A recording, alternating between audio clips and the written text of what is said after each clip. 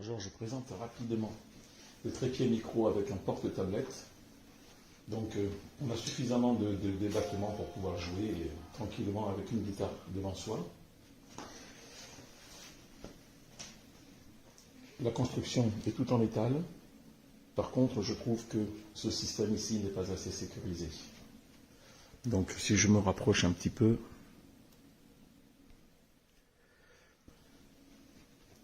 là, ces deux mâchoires ne sont pas assez larges pour pouvoir sécuriser une tablette qui a déjà sa coque. Donc voilà, ici c'est pas assez profond je trouve, et cette petite barre ici est juste fixée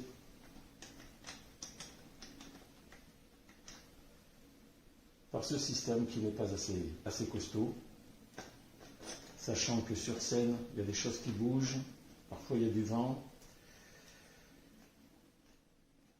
Et donc, on voit bien que l'orientation de la tablette, elle peut bouger par elle-même.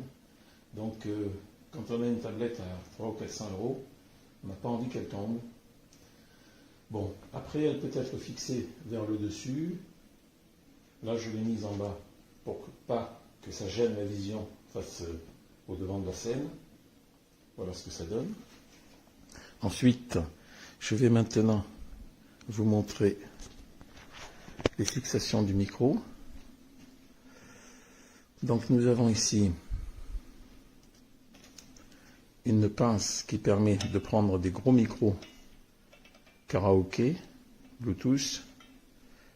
Donc ça c'est bien, c'est solide. Là.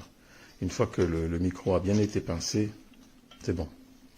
Toutes les tubulures ici sont en métal. Alors c'est du métal léger, avec ici des systèmes de vis qui servent très bien. Ça aussi c'est assez costaud, ainsi que ce système-là. L'écartement en bas peut être encore un peu plus élargi pour une meilleure stabilité. Ici, on a quelque chose de très costaud. Voilà. Et puis c'est livré aussi avec le porte-micro standard pour les micros de type Shure, SM. Voilà, ça marche. Voilà. Donc c'est une qualité légère qui conviendra à une utilisation à la maison pour sortir sur scène avec un vrai pied de micro et en mettant ici, en entourant avec du gaffeur pour sécuriser la tâche.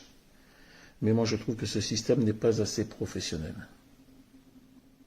Voilà, j'espère que ce test vous aura été utile.